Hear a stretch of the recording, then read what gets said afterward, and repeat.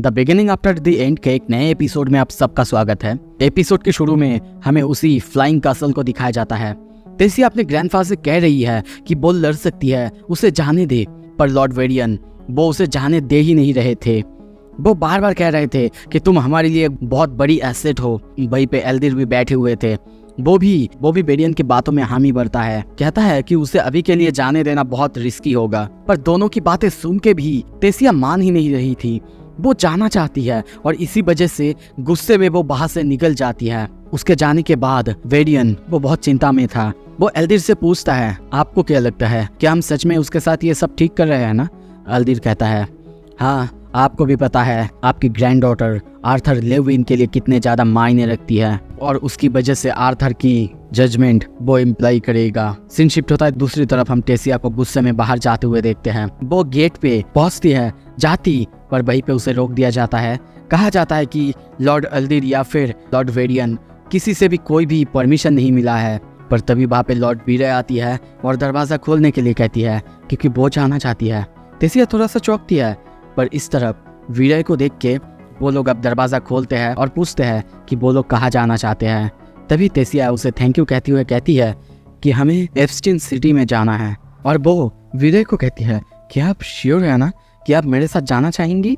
वो कहती है, हाँ बिल्कुल, मैंने अपना ट्रेनिंग पूरी कर लिया प्रिंसेस कैथलीन के साथ और अब मैं बिल्कुल फ्री हूँ। और तभी हमें यहाँ पे पता चलता है एप्स्टीन एक समय सैपियन किंगडम का यानी ह्यूमन किंगडम का कैपिटल सिटी था। पर अब जब चारों तरफ लड़ाई और सब कुछ चल रहा है, जिसकी वजह से एप्स्टीन सिटी में ही सब कुछ बसा हुआ है और वही एक सिटी है जो कि चारों तरफ की लड़ाई से अलग है और बहुत ज़्यादा दूर है। सीन शिफ्ट होता है कुछ देर बाद। हम एप्स्टीन सिटी को देखते हैं और उसी सिटी के अंदर हम देखते हैं वो लोग अब फाइनली आ चुके हैं। वहाँ पे अलग अलग सोल्जर्स और सबको देखते हैं। वो लोग उन्हीं सबको देख रहे थे। वीरे उसे तैयार रहने के लिए कहती है क्योंकि कभी भी किसी भी तरफ से हमला हो सकता है। टेसिया पूछती है, आप तो मेरे साथ है ना, कोई भी मेरे साथ कुछ करने की हिम्मत कैसे करेगी?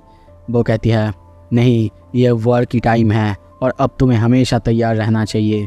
और अब वो यहाँ पे प्रिंस कार्टिस और प्रिंसेस कैथलीन के बारे में कहती है कि वो दोनों बहुत ज़्यादा शानदार है और उसने ऐसी टैलेंट बहुत कम देखी है। और तभी टेसिया आर्थर की बात करती है। वो कहती है, आर्थर, मैं कभी कभी भूल जाती हूँ कि वो तुम्हारी ही एज की है। वो सच में एक एनिमल ही है और बहुत ज़्यादा अलग। टेसिया अब अल्क्रेया आर्मी के बारे में कहने लगती है। कहती है, ग्रैंडपा और लेडी सिंथिया ने तो कहा था कि वो हमारे पूर्व दिशा में है और अगर मैं अच्छे से ध्यान दूँ तो एप्स्टीन सिटी ये सबसे पास होगा अगर वो लोग समंदर से आएंगे तो। और वो कहती है, हो सकता है उनके पास अभी भी ऐसी कोई टेक्नोलॉजी ना हो जिसके वजह से वो पोर्टल्स के माध्यम से यानी बीस्ट गेट में आते हैं। और अब ये सब सुन के टेसिया थोड़ा सा दुखी होती है क्योंकि इस वॉर की वजह से उसका रिलेशनशिप उसके ग्रैंडफा के साथ भी थोड़ा सा खराब होता जा रहा है।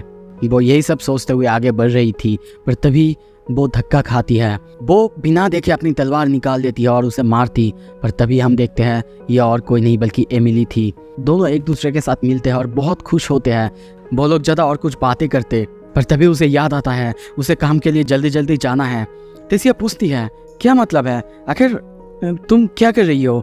और वो अपने पेपर्स के बारे में कहती है कि इन सबको उसे जाके मास्टर गिडियन को देना भी है ताकि वो एक लेंस की मदद ले सके काउंसिल से कह के। तभी टेसिया वीरे से कहती है, क्या मैं वहाँ पर जा सकती हूँ इसके साथ? अब कुछ देर बाद देखते हैं वो लोग जा रहे थे, पर तभी टेसिया देखती है कि एमिली थोड़ी सी दुखी है और उसे चेयर अप करने के लिए वो उसे पूछती है, तो प्रोफेसर गिडियन के साथ काम करना वो कैसा रहता है? और जैसा कि हर बार होता है और हमें पता है प्रोफेसर गिडियन कैसे है, और इसी वजह से एमिली उसकी बहुत ज़्यादा बुराई करने लगती है, कहने लगती है कि वो कैसी है या फिर हर बार उसका बिगड़ा हुआ काम उसे ही करना पड़ता है। और अब वो भी टेसिया से उसके भापे यानी कैसल के अंदर रहने की बात पूछती है कि उसे कैसा लगता है। और जैसे कि टेसिया वो भी गुस्सा करती है और महल के अंदर जैसे कि उसे जेल जैसा फील होता है वैसा कहने लगती है। और अब दोनों अपने अपने काम को लेके बिल्कुल खुश नहीं थे, अपने जगह को लेके बिल्कुल खुश नहीं थे। और अब एमिली आर्थर के बारे में पूछती है। ये सुनकर टेसिया थोड़ा सा हंसती है और कहती है, क्या मतलब वही ओल्ड न्यूज जो कि मास्टर एल्दिर बार बार कहते हैं, तुम्हें तो पता ही है वो ट्रेंड कर रहा है और तुम्हारे लिए इतना ही काफी है। और तभी एमिली पूछती है एल्जा के बारे में। ये सुनते ही तेसिया वहीं पे रुक जाती है और कुछ देर बाद कहती है नहीं, उसकी कोई खबर नहीं है, बहुत समय हो चुका है, पर अब भी मुझे ये नहीं पता कि वो जिंदा है भी या नहीं। पर जब मुझे याद आता है कि मुझे बचाते हुए, पर एमिली उसे समझाती है। पर तभी विराय कहती है चलो हम लोग आ चुके हैं। दरवाज़ा खुलते ही जब वो लोग अंदर आते हैं उन्हें अलग अलग तरीके की सेंट मिलता है। वो दोनों पूछते भी है अरे ये सब आखिर क्या है, ऐसी दुर्गंध। पर एमिली समझाती है ये अलग अलग तरह की मिनरल्स जिन्हें कि गलाया गया है उनका ही सेंट है। यहाँ पे चारों तरफ हम अफरा तफरी देखते हैं, सभी जैसे कि अपने अपने काम में बिजी थे। पर तभी गिडियन की बटलर को देखते हैं जो कि उन सबको देख के उन्हें वेलकम करता है। और तभी वहाँ पे गिडियन आता है और एमिली के हाथ से सारे पेपर्स को देखने लगता है और कुछ देर बाद एक डायरी को देखता है और उसे बंद करते ही वो बहुत ज़्यादा दुखी या फिर बहुत ज़्यादा टेंशन में आ जाता है। एमिली पूछती है मास्टर मास्टर क्या हुआ है? वो कहता है जनरल अच्छा हुआ कि आप यहाँ पे आए हैं, हालांकि मैं एक लेंस को मदद के लिए पूछने जा ही रहा था, पर क्या आप मेरे साथ आना चाहेंगे? विजय पूछती है और हम कहाँ जा रहे हैं? वो कहता है हम बीस्ट ग्लेड के ईस्टर्न कोस्ट में जा रहे हैं जो कि नॉर्दर्न बॉर्डर्स में है। और कुछ देर बाद सबको देखते हैं सभी घोड़े करके वहाँ पे जा रहे थे, पर गिडियन बहुत जल्दी जल्दी जा रहा था। ये देख के विजय सोच रही थी कि आखिर क्या प्रॉब्लम है, वो इतना जल्दी जल्दी क्यों जा रहे हैं। और कुछ ही देर बाद गिडियन कहता है हम लोग आ चुके हैं, अब से अलर्ट रहना। और तभी हम वहाँ पे बहुत बड़े से एक शिप को देखते हैं। तेसिया चौंकती है और कहती है क्या ये दिकाथियोस है? और हम उसी बड़े से शिप को अब समंदर के ऊपर देखते हैं। तेसिया पूछती है क्या दिकाथियोस नहीं है ना? गिडियन कहता है उससे भी बुरा, और आगे चले जाता है। और वो लोग आ रहे थे पर उन्हें शिप के अंदर बहुत बड़े से बाइटिंग मार्क्स भी दिखते हैं। उन्हें समझ नहीं आता कि ये आखिर कौन से जीव का हो सकता है, पर इस शिप के अंदर कोई भी जीवन का साइन नहीं है। शिप की अलग अलग जगह में देखते हैं। शिप बाहर से तो टूटा फूटा था ही, अंदर से भी टूटा हुआ था, पर चारों तरफ बहुत ज़्यादा क्लियर था, सब कुछ जैसे कि सफाई करा गया है। तभी तेसिया चारों तरफ देख रही थी और सोच रही थी अगर ये सच में दिकाथियोस नहीं है तो ये है क्या, और मास्टर गिडियन के अलावा इसे आखिर कौन बना सकता है। और तभी वो विजय से पूछती है, विजय कहती है सब कुछ जो भी यहाँ पे था सब कुछ को डिस्ट्रॉय कर दिया गया है। लगता है जो भी इस शिप के अंदर थे वो सब नहीं चाहते कि इस बारे में किसी को पता चले या फिर इस शिप के अंदर कौन था किसी को पता चले। अब एमिली पूछती है अच्छा यहाँ पे कुछ अगर नहीं है तो फिर क्रू बाकी मेंबर्स वो सब कहाँ है? मास्टर गिडियन कहते हैं नहीं, यहाँ पे कुछ भी नहीं बचा, कुछ भी नहीं, ना कोई रिमेंस ना कोई एविडेंस, कुछ भी नहीं है यहाँ पे। जो क्रू थे वो शायद ये नहीं चाहते थे कि हमें उनके बारे में कुछ भी पता चले। तभी विजय कहती है मैंने जब इस शिप को पहली बार ही देखा था तभी मुझे थोड़ा सा शक हुई थी, पर यहाँ पे उसकी बातों को काटते हुए गिडियन थोड़ा सा टेंस होता है और वो कहता है हाँ तुम लोगों ने सही समझा, ये ना दिकाथियोस है और ना ये शिप दिकाथेन से बिलोंग भी करती है। ये सुनते ही एमिली कहती है मास्टर गिडियन आप ये तो नहीं कह रहे कि? वो कहता है एग्जैक्टली तुमने जो समझा वही है। इसका मतलब अल्क्रिया ऑलरेडी हमारे यहाँ पे पहुंच चुके हैं अपने बटालियंस को लेके इसी शिप से, वो भी पूरा समुंदर पार करके। सीन शिफ्ट होता है, दूसरी तरफ हम बेरियन को देखते हैं। उसके पास ये खबर आ चुका है और वो अब ये सुन के बहुत ज़्यादा दुखी है, बहुत ज़्यादा शॉक्ड। और दूसरी तरफ तभी हमें दिखाया जाता है काउंसिल में सभी इस बात को लेकर बहुत गुस्सा या फिर बहुत डर चुके हैं, क्योंकि यहाँ पे मास्टर गिडियन ने सबको आके ये बात बता दी है, पर उन लोगों को अभी भी विश्वास नहीं हो रहा था। और इसी वजह से उन्हें समझाने के लिए मास्टर गिडियन कहता है कि दिकाथियोस एक ऐसा शिप था जिसके ऊपर मैं प्राइड करता था, और हाँ मैं ये भी चाहता था कि लोग जाने वो मेरी ही क्रिएशन है। और इसी वजह से उस शिप के जगह जगह पे मैंने अलग अलग मार्क्स या फिर अपने बारे में लिख के रखा था, पर उस शिप के अंदर ऐसा कुछ भी नहीं, कोई भी मार्किंग्स नहीं जो कि बता सके वो शिप मेरा ही है। ये सुन के बेलिन को बहुत ज़्यादा गुस्सा आता है। दूसरी तरफ से लॉर्ड वेडियन उसे शांत रहने के लिए कहता है, पर तभी वो और चिल्लाता है और कहता है शांत रहो और मैं शांत रहूं? क्यों, क्या आपने सुना नहीं गिडियन क्या कह रहा है? आई एम सॉरी, मैं ऐसे शांत नहीं रह सकता, मैं ऐसे शांत नहीं रह सकता, जबकि मुझे पता है हमारा दुश्मन अब हमारे ही बीच कहीं होगा। हमारे दुश्मन अपने शिप से हजारों नहीं लाखों सोल्जर्स को एक साथ यहाँ पे भेज सकते हैं। पर तभी एल्डिर सबको चुप रहने के लिए कहता है और विजय से पूछता है कि विजय इस बारे में तुम्हें क्या लगता है? और वो भी कहती है हाँ हो सकता है हमारे पास अभी भी पूरा नॉलेज नहीं है, पर मैं एग्री करती हूँ वो जो भी कह रहे हैं। क्वीन कहती है, क्या हो अगर ये ट्रैप्ड हो, हमें ऐसा बताने के लिए कि वो लोग शायद यहाँ है, जबकि बस ये एक शीफी हो या फिर कुछ और। पर यहाँ पे लॉर्ड अल्दीर उन सबको समझाता है, बताता है कि नहीं, इसका कोई सेंस नहीं बनता और अब किसी भी तरीके से उन्हें अपने बटालियंस को अलग करना होगा और इस रिस्क को लेना ही होगा। और यहाँ पे लॉर्ड अल्दीर ड्वार्फ्स की बात करते हैं जो कि किंग और क्वीन के मरने के बाद अब रेविलियन पे उतर आए हैं और यही सब के बारे में एल्डर वेरियन सोच रहा था। और तभी वहाँ पे तेसी आती है, कहती है, ग्रैंडपा आपने मुझे बुलाया था क्या? हाँ तेसिया, मैं तुम्हें कुछ दिखाना चाहता था।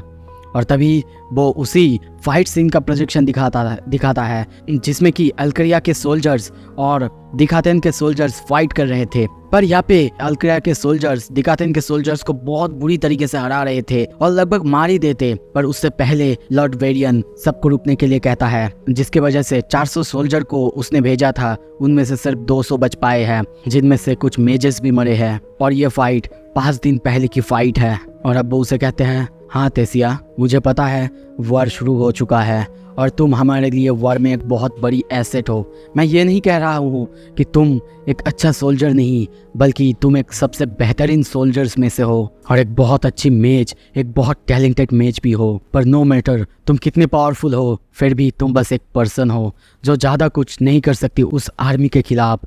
और तभी वो उससे पूछते हैं, तो तेसिया मुझे बताओ, इतने सब कुछ देखने के बाद और इस फाइट सीन का ग्लिम्स देखने के बाद क्या तुम फिर भी चाहती हो बैटल का पार्ट होना? तेसिया ये सुनते ही बिना देर करे कहती है, हाँ ग्रैंडपा, बिल्कुल। और तभी ये सुनते ही बेरियन उसे एक तलवार देते हैं और उसे कहते हैं, ठीक है तो फिर अपने आप को प्रूव करके दिखाओ। सीन शिफ्ट होता है कुछ देर बाद, उन दोनों को अब मैदान में देखते हैं। एल्डर वेरियन अब अपने बीस्ट फॉर्म में आते हैं और उसे कहते हैं, तुम्हें बैटल के रूल्स के बारे में तो पता ही है ना तेसिया? वो कहती है, हाँ मुझे पता है। और तभी दोनों अपने अपने बैटल फॉर्म में या फिर बीस्ट व्हील में बीस्ट रूप में आने लगते हैं। और यहाँ पे तभी एल्डर वेरियन अब तेसिया के ऊपर हमला कर देता है। तेसिया भी अपने बीस्ट व्हील की पावर से उसके हमले को रोके जा रही थी और उसके ऊपर हमला कर रही थी, पर उसके ग्रैंडफा यानी वो बहुत ज़्यादा ताकतवर थे। इसकी वजह से तेसिया उसे पकड़ ही नहीं पा रही थी, पर फिर भी वो बहुत ज़्यादा कोशिश कर रही थी और एक खतरनाक अटैक उसके सामने आके मारती है। पर तभी एल्डर वेरियन उसे उसके हाथों को पकड़ता है और ज़मीन में दे मारता है।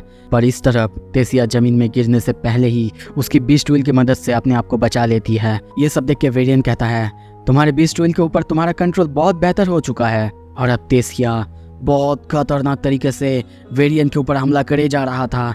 दोनों फाइट कर रहे थे, अपने अपने पावर से लड़ रहे थे। और तभी तेसिया फिर से बदलने लगती है, उसकी वेन्स अब उसको फिर से चारों तरफ से जकड़ लेते हैं और एक बॉल जैसा शेप हो जाता है।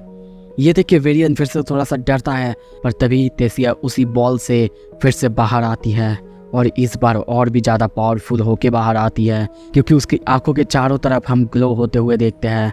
मतलब उसने अपनी बीस्ट व्हील को पूरी तरह से पा लिया है और अब उसी के साथ वो वेरियन के ऊपर बहुत खतरनाक तरीके से हमला करे जा रही है। पर वेरियन तो वेरियन था। कुछ देर बाद ऐसे ही फाइट करते करते फाइनली वो उसे डाउन करता है और हरा देता है।